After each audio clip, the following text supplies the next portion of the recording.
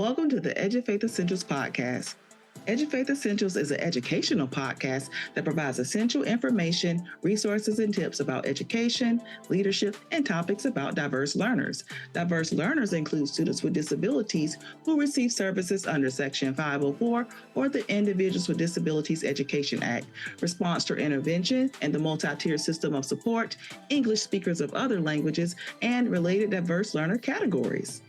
EduFaith Essentials' mission is to bring positive awareness and promote equity and inclusion in education by sharing information and topics about non-traditional learners.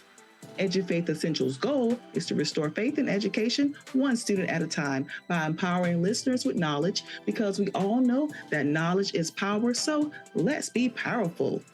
I am your host, Dr. Nakia, sending you good vibes and thanking you for joining me for another episode of the EduFaith Essentials podcast.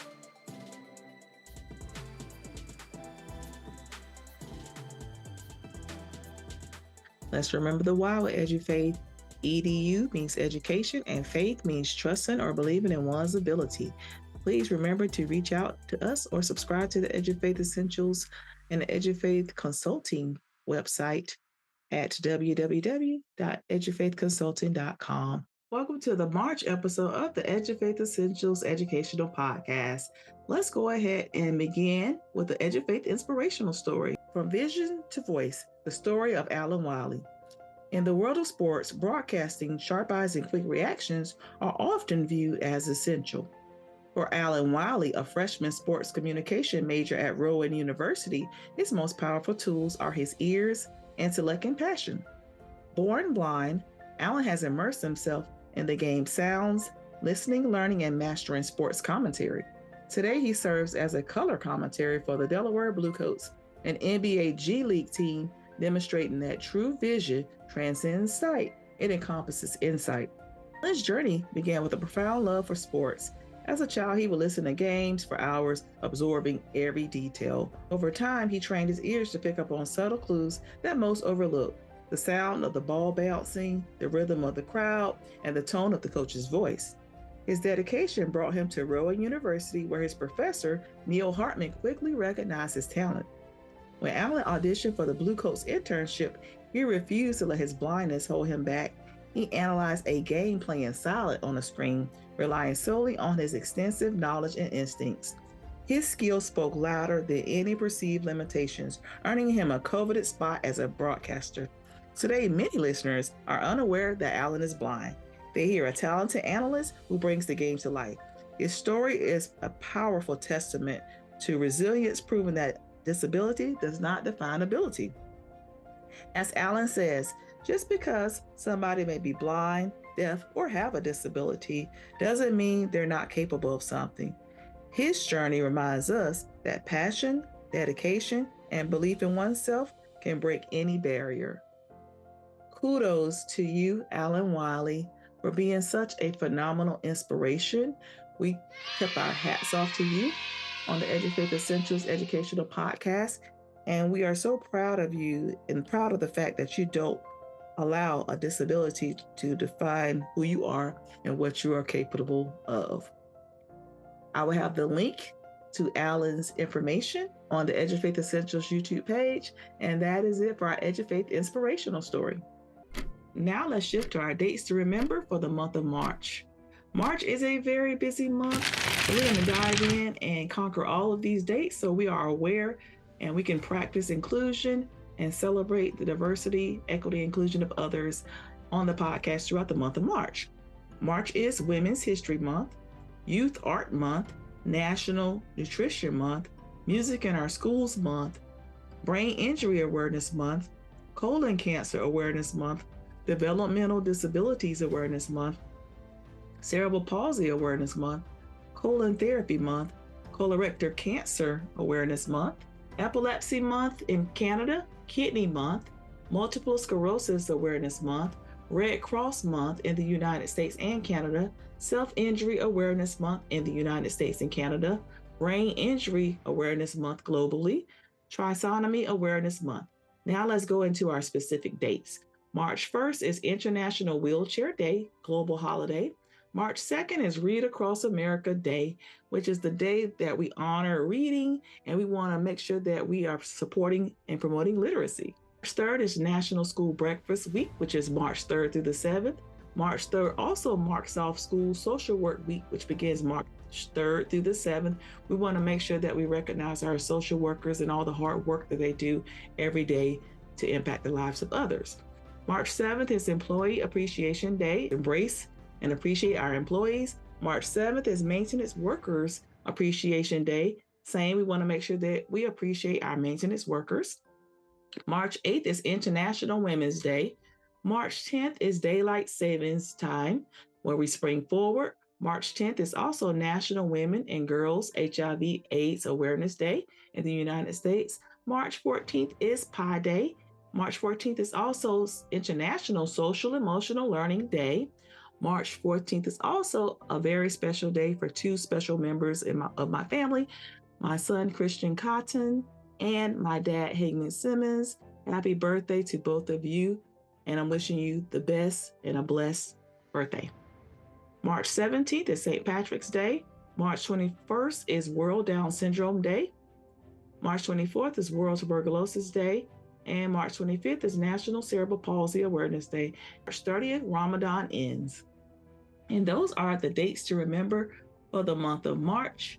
And I will have those dates on the EduFaith Essentials website, and I will have those in the EduFaith Essentials newsletter. It is a busy month, and we want to make sure that we celebrate and recognize the birthdays, the accomplishments, women's history, and all those great inclusive dates that are coming through as we approach spring. Now let's shift to our breaking news. Today's breaking news, I am going to circle back to a story that I introduced January 2025 about building and sustaining inclusive practices. And today, in looking at the Department of Education website, they built upon and provided some additional resources about building and sustaining inclusive practices. In that, the U.S. Department of Education IDEA website recently updated information related to building and sustaining inclusive practices, which includes a Dear Colleague letter and a resource document. The commentary reads, the U.S. has a long-standing commitment to equitable education for all children, including those with disabilities. The Elementary and Secondary Education Act, enacted in 1965, promotes equity for disadvantaged students, while the Individuals with Disabilities Education Act, established in 1975, ensures that children with disabilities receive a free and appropriate public education in the least restrictive environment. About 7.9 million students aged 3 to 21 receive special education services under IDEA, comprising over 15% of students in public schools. Each student must have an individual education plan tailored to their needs, allowing them to progress in the general education curriculum. Despite progress, challenges remain. Students with disabilities often face achievement gaps, low graduation rates, and less instructional time than their non-disabled peers. Coordinated efforts between IDEA and the ESEA is crucial for improving educational outcomes and addressing disparities, ensuring high academic standards for all students. In this, there is a Dear Colleague letter, which addresses building and sustaining inclusive practices, and then there is a guide that provides resources and tips and information to help promote and build, sustain inclusive practices. And that is our story one. Story two, EduFaith is presenting at the 2025 CEC Conference. Yes, yours truly. I will present at the Council for Exceptional Children's Conference in Baltimore, Maryland. In this session, I will present essential tips for special education leaders and essential tips for 504 coordinators. And in presenting this, I'm collaborating with two other wonderful ladies, Randy and Elizabeth, and they will discuss dyslexia. Part of my presentation, I will talk and provide tips for essential tips for leaders and Section 504 coordinators, and then I'm going to build into how dyslexia plays a role in that, and then they're going to provide additional information and commentary about dyslexia. Join me if you're around in Maryland. I will present on March 12th, 2025 from 1 to 2 Eastern Standard Time at the CEC Conference. So if you're in Baltimore, Maryland, if you're in the conference, if you're a listener, please come by, take a selfie, say hello. And for those who can't make it, wish me luck. I will provide an update on the next episode. And I'm truly excited about presenting and excited about leading the charge and helping promote inclusion at the conference to help educators, parents, and leaders support inclusive populations. Now it's time for our essential knowledge. Today, we will continue our conversation with our special guest, Tanyika Mayhew Butler. Let me give you a little insight and introduce her once again. Tanyika Mayhew Butler is a powerhouse of resilience, joy, and expertise. With 27 years of education and a personal journey shaped by navigating her daughter Kendall's autism diagnosis while working in the same system, Tanika has turned her challenges into a mission. Even while managing the demands of multiple sclerosis, she remains a passionate advocate for families and educators. As the lead consultant at Kendall Autism Support and Consulting LLC, Tanika equips schools and families with practical tips to support individuals on the autism spectrum. She is the author of A Crusade for Kendall, A Black Family's Journey with Autism, a heartfelt memoir, and Building Bridges, the Autism Support Workbook, a comprehensive guide for educators and parents. Tanika's powerful story and expertise have inspired countless others to embrace the joy and purpose, even in the face of adversity. Through her training sessions, coaching, and books, she continues to empower communities to better understand autism and foster inclusion. Today, we're going to continue the discussion, and today's topic is supporting siblings of students with disabilities. Today's conversation is dedicated to teachers, parents, and leaders, all about how we can support siblings of individuals with disabilities. Without further ado, I bring to you Tanyika Mayhew Butler. Today, for our episode, we will dive into sibling supports. I have guest speaker Tanyika Mayhew Butler here, and she's returning from our January episode where she discussed sensory friendly environments. So, without further ado, we'll go ahead and dive in. Thank you for being here, Tanyika. Appreciate you. Thank you for inviting me. Anytime I can, talk about understanding autism, which basically goes into the whole thing of understanding our neurodivergent students, I'm here for it. I love it, and I'm here for it with you. All right, first question. So, the 1st question I want to ask is about family dynamics. How can parents or guardians balance the attention and resources they give to the child with disabilities and their siblings to ensure everyone feels supported and valued? That can be a very tricky one. So our situation is Kendall has an older brother, and they are 14 months apart. And so right now, I try to put the visual in people's mind to let them know at my son's first birthday, I was 7 months pregnant. So that gives you an idea how close they are in age. And so for us, very early on, we had to learn to navigate our family dynamic for two different, distinct needs. And so we really had to be intentional early on the process. And so being intentional for us when it comes to that family dynamics, one of the things you can do one-on-one time with the other child. And so a lot of times parents are like, I'm real short on time. I don't have time for this and that. However, that one-on-one time could simply be picking up one child early from school, and it could just be 30 minutes early, an hour early, and they go get ice cream or something. It's just a time that you set aside so that they're not feeling left out. Then you want to make sure, you include them in conversations, not as a caregiver, but just as a sibling of concern. We kind of want to hide things sometimes and say, oh, we don't want to share this information. We want to keep them, I guess we want to call it as innocent as possible, as long as possible. Kids notice things. And just as soon as they're able to understand, we need to make sure we are talking to them about their sibling. And so we've just got to make sure we're not ignoring them. And I can give you an example of how we had to be intentional about things with the two of them being so close in age. When Kendall was much younger, she was under 3, and we were going with therapy 5 to 6 days a week. We actually found a program that was therapeutic that allowed the sibling to come. And so early on, he had an opportunity to participate in sessions with her. And we did that for a couple of Saturdays, but it was good for him. But moving forward, he was still in elementary school and Kendall was still seeing a private speech therapist. So that was taking time up. I would pick them both up and then we would have to go to the session. And we realized that he, didn't say anything, but that he probably needed some one-on-one time himself with someone. And it wasn't that he needed a mental health therapist or anything. He just needed one-on-one time. And so we arranged for one of the teachers at the school I worked at. Her background was language arts, and she became his tutor once a week, even though he didn't need the tutor. But he was so excited to know when I picked them up on his day that we were going for his activity. So I like those that. are things, you got to keep in mind. No, he didn't need it, but he did need it. So, right. So you got to think and, sometimes think out the box and just get creative. That's really what it comes down to because the dynamics can lean and tilt towards the one that has the disability. And so you've got to be intentional about making sure you are really and truly thinking about that child and then even reminding other family members to not focus on the child with the disability, to make sure they are, engaging the other child about that child's interests and not everything is about the one with the disability.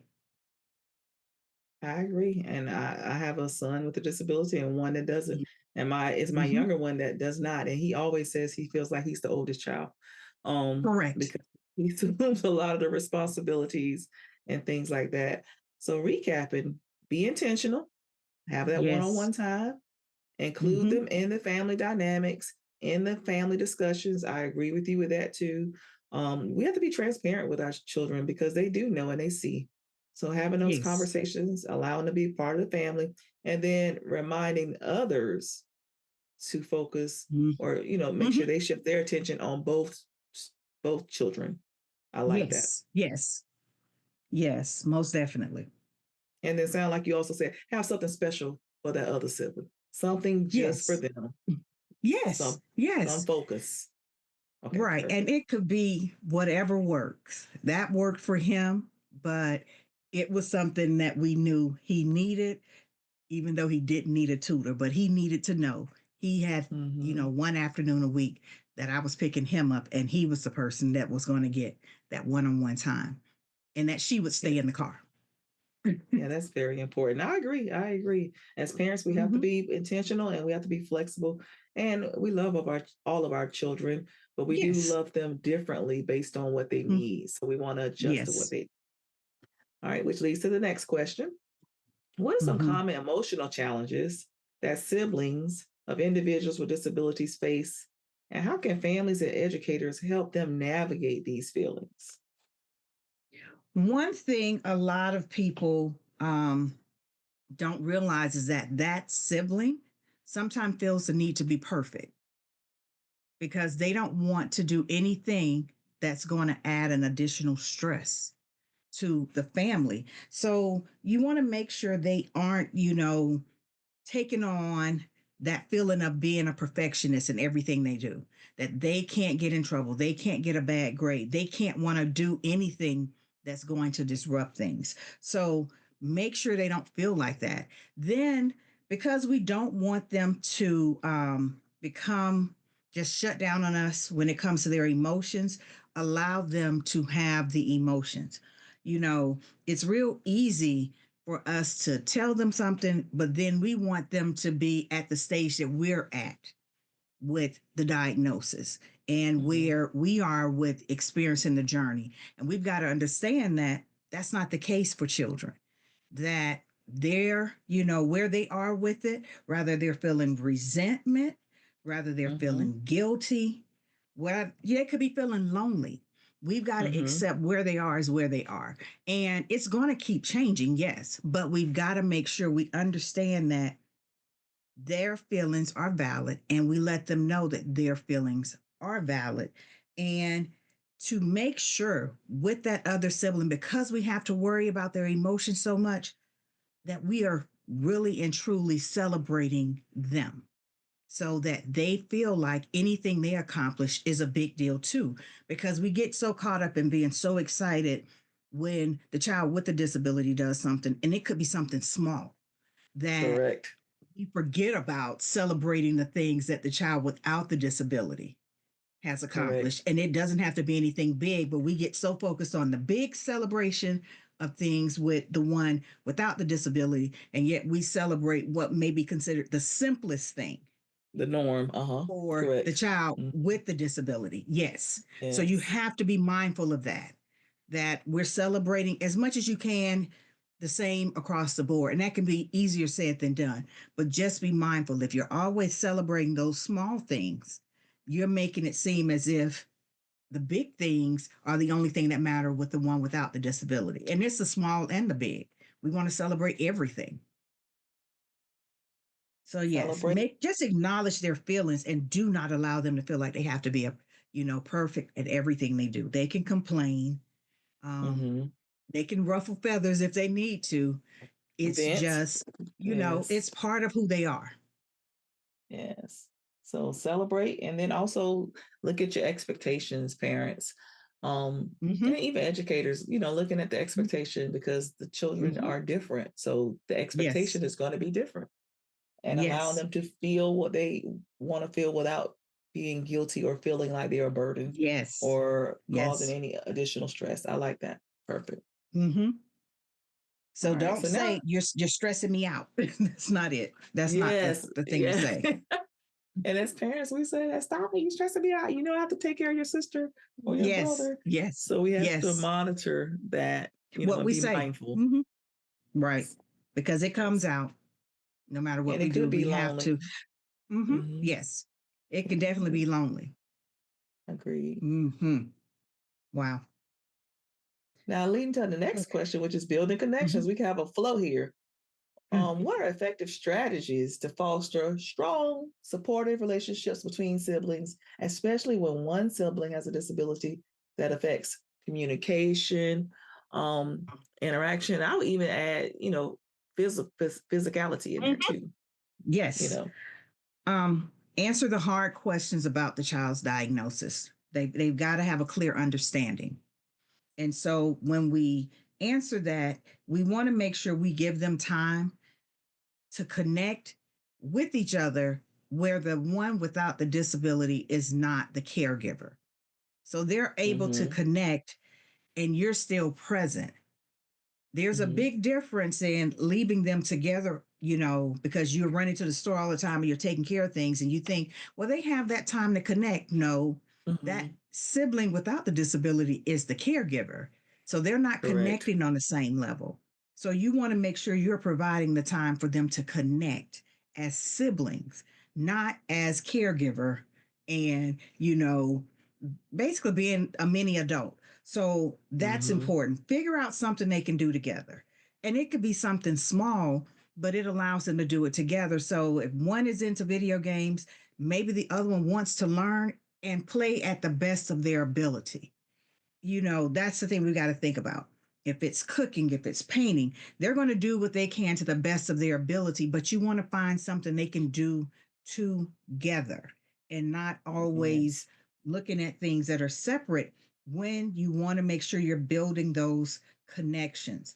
Um, they asked, my two actually have a special handshake that Oh, love it. he came up with, and they do it when they see each other.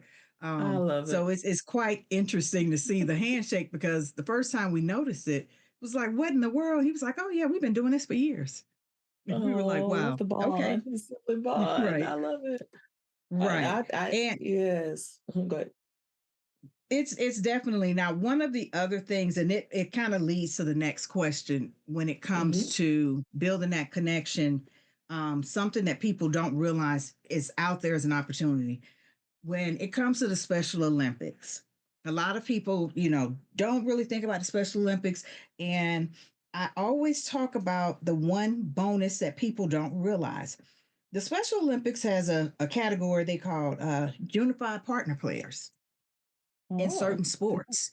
And Soccer is one sport, it's football, I know it's basketball, and it's something else. Now, what's a unified partner player? It is an individual who does not have a disability, and they are part of the team because it keeps the game going. So, because that exists, Kendall started playing with Special Olympics when she turned 8. That was a magic number for us. 8 is the age to start, and we started. But she moved to soccer when she hit middle school, and we've kind of stayed with soccer as a sport. Where her brother had been playing for years, and the Oh, coach asked us, would he be interested in playing? And we were like, well, he doesn't have a disability. And she was like, no, we have these partner players that we have. And so he started playing as a partner player. I Right. love it. So they I love both that. compete, and they've been able to compete on the same team. So something we thought we would never see, the two of them on Yes. one team playing together, we've been able to see because he is a partner player with the Special Olympics. And it's something he enjoys. He's been doing it, oh my gosh, since she started in 7th. So he was in 9th grade. And Wow. he played up until this, what was this, games of 2024 was the first time he had not played since 9th grade. Wow. And how did Right. that build their relationship, having that Oh, opportunity? How did that? oh my gosh. It took it to a whole nother level because he's watched her skills improve, and he, gets super excited when they're in the game together because he wants her to score. So Oh, he's I ready to love do it. whatever he can to set up the goal for her to score. So it's just fabulous. I mean, I we have a video where she scored, and he comes across the field and picks her up and spins her around and everything. And it's just one of those things that is priceless to see because we never imagined they'd be able to play anything together. So I I love it. really encourage parents to look into the Special Olympics for the benefits of the Special Olympics for the child and really for the parent. And I can talk a little bit more about that at the end, but that the whole lane of the unified partner players is something a lot of parents don't know exists. And so summer games are they're registering now for summer games, and so Hmm. this would be the window to look into how to become a partner player. And basically, you look by for, Georgia is by the county. And so different Okay. places around the country, it could be through their school that they do Special Olympics, but for Georgia, it's by the county. So if you live in DeKalb, Google Special Olympics for DeKalb. We live in Cobb, of course, so we go through Cobb County Special Olympics. I love it. But that's a great bonding activity, and they cheering for each other. They're rooting each other Yes. on. I love it. And then he does not, or I'm assuming during the game, I already know during the game, he's not a caregiver. He is No, enjoying no, it, he's an athlete. having fun. Correct. That's right. That's They're right. both So playing, right? They're I both two love that. athletes on the field, and they get the same medal, I love it. right? It's a great program. So I yes. it's just something I always tell parents you may want to look into and see, um, about the unified partner thing because it may give them an opportunity you never thought would exist. And nobody's Unified going to get partner. mad when the child messes up if they have a tantrum. Nobody Correct. nobody cares. So unified Nobody cares partner if the child has a meltdown. And so player. that's the part and the beauty of the Special Olympics. Nobody's sitting back saying, oh no, they better get up. We've got to, yeah, you want to win, it's Yes. competitive, but nobody's going to start screaming if a child, misses a Yes. goal. Nah, we Correct. still are cheering and excited. Yes. I love Mm-hmm. that. And I love just the whole coaching, the teamwork, all of that. I love all that together. Yes, yes, That's yes, great for esteem, self-esteem for everyone. The family, yes, the yes, child, yes, the sibling. yes. Perfect. All right. And you did go ahead and lead it to community and peer support. And you Mm-hmm. just mentioned the unified partner players, but Yes. are there any other programs, groups, or resources that you would recommend additionally for We've such got to do better. experience? We've got to do Okay. better in that area. We focus so much in the community on the child with the disability that, like, there's some major programs that are there, but it's nothing that people really talk about. So it's really Correct. going to be up to the schools to try to think Correct. in a different way of how Agreed. to, create things for their peers and everything with some school based programs. One of the things that I tried to do for years, and I was so excited. I was able to do it my last year as a school counselor with groups, was to Mm-hmm. have a sibling group. I love it. So I had a sibling group, and to be involved, you had to have a sibling with a disability.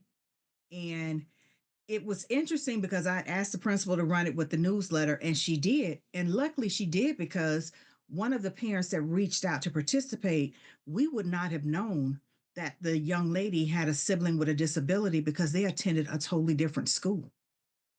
Wow. Right. So I was able to do that, and I loved it.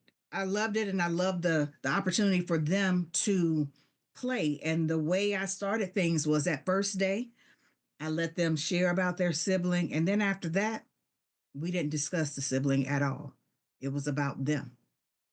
The focus was on them and what they wanted to do with each other as far as playing, or I had all these activities planned, and they really wanted to play, and I had to think about it. They didn't have a playmate at home that Yes, they that makes wanted to play sense. this. Right, so they really wanted to play with dolls and dress them up, and yeah. That makes Yes. sense. That's a But yeah, great schools, idea. we've got to do more. We've got to do I more. agree. I agree. So that's going to be one of our tips for leaders. Hmm. Oh yes, Another, most I definitely. did. I have seen in the past, some other like cheerleader sports, or like they Yes. have Oh, I'm sorry. cheerleading. We did that Yeah. too. We did Yes. that. I'm sorry. So I have In seen high school. cheerleaders, yeah, Hmm. and some football, not particularly Programs. in, yeah, yes, but just kind of nationwide. But it is very few and far between, and we do need to do more things to support siblings Hmm. and support, Yes. build that bridge in schools Hmm. for our siblings Yes. of students with disabilities. So I agree with you on that one. Yes. Yeah. So I will say I forgot about the cheerleading thing because it was so far at the end of things that Hmm. there are a couple of high schools in Cobb for sure that have a Hmm. special team, and they're partnered with the regular cheerleader Hmm. squad. And so that's who they Correct. practice with. And they would perform at the Mm. JV football games. Yes. So Hmm. I agree. We need to do more things to Yes. collaborate the siblings Yes. together. And then the Yes. parent can come to one function, see both of their Yes. children, Yes. and Yes. celebrate And everyone. keep it I love that. going and not have to Yes. keep paying for things, for Correct. events. So, Yeah, yes, most we need definitely. stuff. Free stuff in the community. Correct. Mm. Oh, yes. All right. So when we look at advocacy and inclusion, how can Hmm. parents and educators empower siblings to become advocates? Sorry, to become advocates and inclusive Mm. leaders while also respecting their individual interests and their boundaries. I will say, believe it or not, the part of being an advocate for the sibling naturally develops because that's what they're used to. They're used to having to speak up sometime for their other sibling. It just kind of naturally happens more than people realize. I Um, agree. you know, you just don't realize it's there sometime as a parent until you're in a situation and you see your child stand up and advocate for their sibling with the disability. So that part naturally develops in them. But what we can try to do is, because we want them to be an advocate and understand what they're standing up for, that we really are clear with them in discussing the diagnosis, so they understand, and any health challenges that come with it. And then, because something can happen in the case of an emergency, something we didn't realize this when my son turned 18, we hadn't added him to her emergency contact list. And he noticed it and was offended. Wow. Right. He was like, "Why am I not on this paper?" And we were like, "We hadn't even thought about it." So, but that showed you where he was able to let us know, "No, I want to be on the paper. I'm I 18 now." love it.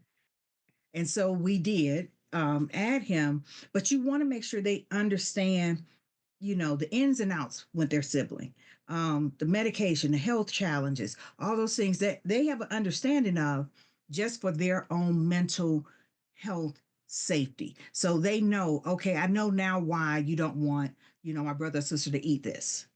I now know Yes. why you're really big about how the air is circulating in places, or how clean something is. And those are things they need to know so that it's not it doesn't go back to thinking I can't speak up. Now I can speak up and know what I'm speaking up about. I agree with that. And they do have Mm-hmm. to, you don't want them to take on the part of caregiver, but you No, do want no. them, if it's something they want to empower themselves, you want to give them that Mm-hmm. autonomy and freedom to have it build naturally and something that they they foster or push. Right. And make them comfortable. They want to be able to talk about what their sibling, because their friends are going to ask, Correct. you know, well, what's wrong with your sister? What's wrong with your brother? And you want them to be comfortable in answering those questions. You're And that right. only Just comes from conversation. It comes through having the conversations with them to help them understand the diagnosis. I agree. Mm-hmm. My son, both of my sons at one time worked at a grocery store, and the younger one worked there first. I told you he's like the oldest. Mm-hmm. He ended up getting the oldest one a job. Mm-hmm. And, while he was there at work, they were at Publix. At work, one Mm-hmm. of his coworkers came and said, "Your brother, he's a little different, huh?" Mm-hmm. And my son was like, "Yeah, how he said, I just noticed." He was like, "Yeah," and he just kind of explained to the colleagues, to the coworkers, Mm-hmm. about his ADHD, his autism. He's not really an Mm-hmm. extrovert. He's more of an introvert. He's Right. to himself. Whereas my younger son is very social. And so they picked up on it, and he was able to speak on his brother's behalf and defend Mm-hmm. him and just explain, yeah, he is a little Mm-hmm. different and he has this, Mm-hmm. and you know, and they understood and everyone respected it. So I agree with you on Right. that Mm-hmm. 100%. That makes them feel comfortable when people ask the questions, because they're going to come to them and ask.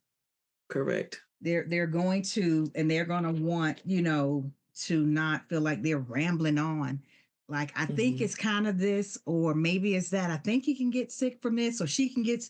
You want them to be Yes. confident in Yes, I answering the agree. questions, because they're going to have more than one question. No, you're And right. so we It's want to going to make be a sure it's series. going to be a follow up question. When you say, if he says she's autistic, it's going to be follow up questions. What does that Correct. mean? Correct. What does that mean for her life? It's going to be additional questions. So making sure, they're comfortable in understanding everything, so that they're comfortable responding when people ask questions, because they're going to be asked. That Mm-hmm. makes sense. All right. So what about our educators? So we talked about parents and what parents can do. Parents equip your child, the child that does not have the disability, with the knowledge Mm-hmm. and confidence to speak on their behalf. So as educators, how does that look for educators working with siblings with disabilities? One of the things I would love to see, most schools have a leadership team, and Hmm. that part of that leadership planning, depending on the level, of course, high school sometimes will pull in some of their student leaders, but that they look and seek out students who have a sibling with a disability, because they're going to bring insight to the planning that no one else may think about. So, to make sure when you're pulling together those student leaders, that you're pulling together those siblings and asking them to be part of the group. Because a lot of times it's typically, maybe it's a star athlete, or, the top academic student, but you really need to seek out students who have a sibling with a disability, so that they can help you when you're planning events. They can let you know, that may not be a good idea for all of our students, or what can we do to make them feel like they're part of the pep rally, because the whole pep rally may be too loud for them, but what can we do so they can participate in part of the pep rally? And so those things are going to come out when you have those siblings a part of those committees. They bring a lot of knowledge and insight that others are not going to think about. So that's definite. Um, One thing comes to mind when I was working in the school still, with events. They would have events, and I was the person that would say Hmm. from the parent side, hey, we're having STEAM night. STEAM night is cool. All these activities have been set up, but what are we doing so that we can take some of this noise out of this and have a separate setting that the students can still experience STEAM night without being overstimulated? But no one had thought about that. And so we did a separate room. And doing that separate room, those parents were so happy to come in to a space that there were few students. The lights were low, but they still could make the slime and do all the other activities without being overwhelmed. So schools have got to think about when they have big events, what can we do to make sure we have something in place for our neurodivergent students who may become overstimulated? So if you have that school dance, that you have a room you set up off to the side that they're able to go into and take a break and then come back and rejoin the fun. But it comes down to really making sure you're being inclusive with everything you're doing and not just checking a box. So that means when you're looking at your school plan for the year and your activities, you are including different ways to make sure you can educate all students about all kinds of different disabilities throughout the year and not just we talked about it in January and say we did it. No, we want to make it, if we start weaving it in more, it doesn't stand out as much. But I right now, agree. we don't weave it in as much as we need to. So the more we can weave it into the school year and make it a part, the better things are going to be for all students. So the big part is bringing in those, asking those siblings and even asking the parents, what is something, those small group classrooms, start there Hmm. and ask, what would make you come to the school, the Valentine's Day dance this year, and see what they have to Correct. say. Correct. So That asking the parents. that revelation while you were talking, we've had science fairs, schools Mm-hmm. have STEAM night science fairs, and you don't see a Mm-hmm. lot of students with No, disabilities at these events. no. Um, Because so that the is, parents know. yeah, and that's not The parents inclusion. know that there's no setup for them. So they're like, why do we come? I'm not going to go. Yes, and we have But to if think they about that. know, right, if they now Yes, know that whenever you have an event, you're going to have, sorry about that, you're going to have a separate setup for them, that is going to be amazing because it will become a known thing. And that's what we want. yes, We want them to know when y'all are thinking about the prom, you really need to make sure you yes. have a set aside place that they're able to go into and I just, like that. that's quiet, calm, and then go back to the prom. So you really need a smaller room. So you have your big room y'all are paying for, but they need to take into account they need a smaller room too. Correct. And And the more we do it, the more it will become a natural part of the planning process. But right yes, now, true it's inclusion. not part of it. It's not. Yes, true It's not part of the inclusion. planning process at all. Yes, true inclusion. And then Hmm. leaders, just everything. Like I said, like she said, Hmm. dances, science Yes. fairs, family literacy nights, um, Yes. All of open yes. houses, open houses, Yes. meet Oh the yes. teacher. All of these Hmm. activities need to Yes. be inclusive, and we need to have Right. those So opportunities mhm, and plan for it. correct. So for like the meet and greets at the beginning of the year, you really need to do two separate ones. You need to do one with fewer students and not all the bells and whistles because can be overstimulating. And then you Overstimulating, do your regular yes, one where it's 50 million kids running around the building. I agree. They Parents want that same opportunity, but they're scared that child is going to become overstimulated. And so typically a teacher will set something up and say, well, my kids are coming in, 2 hours before the rest of the school. But it shouldn't be on the teacher to set that up. It should be part of the school planning that we're looking at two different times for meet and greet because we Hmm. understand how, some of our students can't handle things. I know one of the big things with elementary school that at the end of elementary school, fifth grade, the graduating seniors in Cobb Hmm. return to their elementary school and they walk the halls. Well, all of the students may not be able to participate in that at that loud level. But what can we do? We can still put them on headphones or no one cheers. They silently, do what people do in settings when folks are deaf. But we've just got to make sure we're thinking about all those things when we're doing the planning and not just, oh, well, it doesn't work like that. With student awards programs, even if it's out of order, let those students go at the beginning of the ceremony so they can get their award because they may not be able to sit until you get to their teacher's last name. That But is that true. requires Hmm. planning and thinking about it. So we've just got to make sure we're just not saying we did something because you did an activity 1 month or 1 week, that we are truly weaving it into everything we do in schools and Agreed. thinking about all of our students and not just some of our students. True inclusion. And while you were saying that, the revelation also came when came to into my thoughts. Mm-hmm. When we have feature teacher having an activity or a space for the siblings when they come to Correct. meet, yeah, because you're talking about the child with a disability with the special Mm-hmm. education teacher, but special education teachers or teachers having a space for the siblings to go play and engage and Yes. interact with it so the parent can talk to the special Focus education teacher or the teachers and that, focus. yeah, and focus. So just even having that for Mhm. individuals or siblings, for the siblings, Yes. so they Yes. have something to look forward to during those opportunities as well. Mm-hmm. It's That really thought. about including it in everything you're thinking about. So whatever all the events are for the year, how can we then make this event inclusive? Mm-hmm. Is what it Change your comes down thinking. to. Yeah, Mm-hmm. change your thinking. Change. Change your thinking. Yes. And Broaden and your that's what scope. we've got to do better about.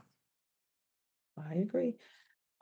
Anything else? So we talked about tips for parents, teachers, and leaders. We just discussed that in a nutshell. But is there anything else that's standing out that you want to bring to the forefront about siblings or any of Mhm. the topics that we discussed tonight or today? um One of the things for sure, and I just a restatement, make sure you're celebrating that other sibling as, in big ways. Not just, hey, that was a good job when you're doing almost a ticker tape, a parade for the other one for going to the potty. You just got to make sure you're paying attention to that. Um, and understand that patience is an essential part of things when it comes to dealing with students with disabilities. Being patient in how you speak and including visuals. We've got to do better in making sure we're incorporating visuals as a part of being inclusive. And that's across the board, all levels, in different ways that we're including. So, as simple as in the cafeteria, you have cafeteria rules, but they're rules that are written. There are no pictures, but we That's expect our true. students to just get To it. know and read Mhm. them. Correct. Yes, That's and be true. okay with it. Rules in the restroom, everything's written. That's So, true. right. And even on the bus, That's true. I remember I asked the bus driver, one of the special needs bus drivers, I was like, do you all have your rules and pictures? And they were like, no. And I'm like, okay. So, Yes. as well, we've got to remember visuals play a very big part. And it's not just for students with disabilities, our students that are low learners as well can benefit from those pictures. So, we've got to include visuals more. And then just remind everyone that even though a child has a disability, they are still a child. So, they're going to have moments where they are not in the mood. They're Mm-hmm. going to have moments where they On a need good their day. space. Correct. Correct. And we've got to respect that.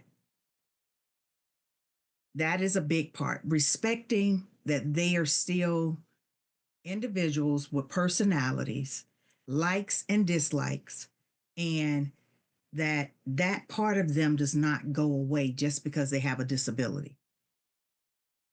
It's still there. And we've I got to agree. accept it and respect it. Even Mhm. though they may be bigs, because some of the Correct. students or children are big. They look like grown-ups. They still a Correct. child. They Correct. still a child. They're still a child. And Mm-hmm. so just respecting who they are, um, and understanding that what may seem normal to you may not be the norm for them, and it's okay. Correct. And that kind of goes back to the parents of making sure Mm-hmm. that you inform others about your child's disabilities and Yes. so they can know how to communicate or Mm-hmm. you know just talk to them, work with them, collaborate. You want to Mm-hmm. be collaborative parents and making sure that you Yes. communicate what is going to Mm-hmm. be in the best interest of your child, for your child with a Mm-hmm. disability, but also for your child without a disability. Correct. Um, I think we've got to make sure we don't see it as parents that we feel like if we don't say something, we're going to wait and see if we need to No, say it, which is really a disservice. I know it's such a disservice because it proactive. then blow. Oh my gosh, it blows up in such a way. We Correct. started doing what we call the Getting to Know Kindle book from the time she was kindergarten. And the book included things to let you know beyond her IEP that she was a child, that we took trips, that she enjoyed going to the movies, that, as she was moving along, that she enjoyed bubbles, but she didn't like flying bugs. And so all these little things were in this Getting to Know Kindle packet. And it didn't stop with just saying, here it is for the teacher. We made sure the bus driver had a copy. If there was a monitor on the bus, they had a copy. The nurse had a copy. The teacher had a copy. The parent in the class had a copy. The That's person at good. the administrator had a copy. And as we started moving along, I started sending a copy to the counselor. Yes, there's no such thing as over communication. No, no. I wanted you to know her beyond anything you had seen with her discipline report or her IEP, because we did have challenges. So I needed you to see beyond the challenges we dealt with. I agree. Mm-hmm. And I experienced the same thing. I used to try and tell the teachers ahead of time about my Mm-hmm. son, and then we got it, we have it. I'm like, okay, it's not going to go And well. correct, He starts failing. correct.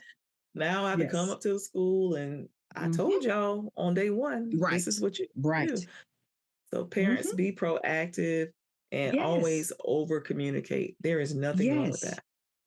that. People were always so appreciative to get that information. They're like, oh my goodness, thank you. Because it let Correct. them know who she was and about her personality to just kind of give you an Correct. idea. I'm like, she's a girly girl, so be prepared. I love it. And you know your child Mhm. best. As a parent, you know your child best. Correct. So Correct. you want to. Correct. It is definitely one of those things that I don't think people realize as parents Hmm. when Hmm. you are on, the journey dealing with a child with disability, special needs, however you want to phrase it. The more Hmm. information you're able to let them know with people that are interacting with them, the better the experience is going to be. That does not mean it's going to be a perfect experience, that not at all, but it's definitely going to help them understand that child so much better, to where if you've told me before, like with Kendall, before she gets upset, she starts repeating what you've said to her. She's going to Hmm. start mumbling it. She doesn't have the Hmm. ability to say what most people say in their head. She says it out Hmm. loud. And so, in getting people to understand that, I'm now giving you, that's a warning sign to let you know. But if we never share information because we feel like I'm not going to tell them, it only Hmm. hurts our children. I That's agree. who You it have to be hurts. Mm-hmm. transparent and over Mm-hmm. communicate. Yes, All most definitely. Most definitely. But it's right. it's it's you know it's a conversation they've got to make sure they're willing to have. And I think a lot of parents, there's not the support out there that parents need to feel comfortable discussing things. And so it kind of makes them want to hide Hmm. behind what With you know what's going on in their child's diagnosis. true. I mean, yeah, parents, teachers, leaders, we have to be welcoming um Mm-hmm. with our families. And then parents, I know you get exhausted, but just communicate it anyway. Say it 20 times. Yes. Over Yes. communicate Yes. every year. Yes. Don't assume the new school year is going to be different. Communicate it every year. Mm-hmm. Be proactive. Make sure they know Yes. your child and your child's needs from day Mm-hmm. one. Yes. All right. Yes. Most Tanika, I'm gonna definitely. we're on your contact page. Mm-hmm. And you can also help families with your services. Yes. So tell us about your contact information. How can families get Yes. in touch with you and your books? Yes, I sure will. So I formed Kendall Autism Support and Consulting. Of course, the why is my daughter Kendall. And I realized years ago that a lot of people really don't understand autism. They have an awareness, but they really don't understand. And when people understand, they're better able at implementing the things that need to be done. and not wondering why they're doing certain things. So when you have a why behind the behavior, it helps everyone on this journey. And so I formed Kendall Autism Support and Consulting to provide training for educators, because of course that's an area that a lot of times we don't give them the training, and they really want the training. Um, and then to help families one-on-one, to kind of see it as how the nanny would come in, because a lot of parents struggle at home. They struggle at home getting the order and routines and everything in place. And so, because of that, it drains them emotionally, it drains them physically because they don't have the structure. So, it's kind of like seeing me as the autism nanny coach, is the best I way to love put it. that when it comes to that one on one support for families. And so, in 2022, I felt like I needed to tell our story. So, my first book is A Crusade for Kendall, and that's where I tell our story from diagnosis until Kendall was 18. The good, the Mm-hmm. bad, and everything, but it's a story of hope and resilience, is what it comes down to. So, it's not a story because we're looking for pity, it's a story to also educate others in what families deal with that you have no idea about when they have a child that's on the spectrum. And so, in sharing that story, because I'm an educator at heart, I felt like I shared our journey and I kind of gave some tips, but I didn't really leave the tools that needed to be there to help people better understand meltdowns and transitioning from a preferred task. So I came back and I created Building Bridges, and I made that book as a workbook because I felt like a lot of times people are like, I don't have time to read all this information just to get one tip. And I get it. So I thought about all of the things that I dealt with as an Mm-hmm. educator and as a parent. And I put all of those subject areas into one book. And most of the information is on one page with an action step for you to do, to let you know this is how I transition them. Instead of saying, hey, it's time to go, I let you know that we're going to stop and we're going to move and do something else in 5 minutes. And rather they can tell time or not, first thing you've done is let them know the task is coming to an end. Yes. And then so they can prepare for it. But when we forget that, we're saying we're always dealing with meltdowns. Well, we've got to understand our child's diagnosis when it comes to autism. And a lot of parents don't. And they need it in the simplest form so they can get the information and keep moving. And so that's why I created Building Bridges, because I wanted to put that information for understanding in the simplest form for parents to get, educators to get, and even the village of support to get, I love it. because we have to have support and we've got to be willing to educate those that are willing to support us. So I created it as a workbook. I put it on a spiral so you can flip it and do what you need to do and write out your next steps. But I knew I needed a tool beyond just telling our story. And so Yeah. everything is available on the website. It's www, of course, kendallasc.org. And parents are able to sign up for one-on-one coaching support and find the resources that I have available. And then school districts are able to reach out as well if they're looking to train their staff. And train their staff is different areas. Your training really should go across the board. That means your bus Agreed. drivers really need training. Your I agree. cafeteria workers need training. Front office It staff. Yes. Correct. Front office staff, everyone needs training. And so that's what we've got to understand, that when we train them, it only helps our school. It's not just about, oh, we're only thinking about this. It helps the school because everyone has a better understanding. I've never done a training and had someone say, I did not learn anything. They are typically like, I had no idea. And now I know why my grandson is doing something that I didn't understand why he was doing it. So when we train that staff, we don't realize we help them navigate their own personal life because we all bring our anxieties and stress to work with us. I So this agree. helps them exhale. And Mm-hmm. I have been to one of her trainings. As I mentioned in the last episode, I went to a Mm-hmm. conference and Tanika spoke at a conference, and I was like, "You are coming on my podcast." And I hunted her down immediately Yes. and got her phone number because she is a Yes. dynamic speaker and a dynamic trainer. So I am not just saying that. She really is. She had Thank tangible you. resources and manipulative. She explained everything well. She gave great insight, and she did talk about Kendall and bring that personal affirmation with the whole her story. Kendall was on the PowerPoints, cute as she could be, but it was really, no, and I'm not just saying, it was really an engaging training. So schools, leaders, parents, communities, you will be in treat. Yeah, you will be in for a treat. So I strongly encourage you to seek Tanyika for her services. Thank you. But yes, I feel like that helps the training when I give you perspective to let you know our journey has not been picture perfect. However, it was all teachable moments that I'm willing to share with you all so we can all win, because that's what it's all about for me. Everybody winning. Well, thank you for being here once again.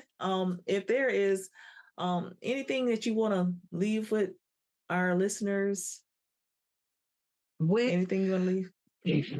Yes, just remember that anything you're going through right now, this too shall pass. And don't allow it to consume everything about you, that it just takes away the joy from your life.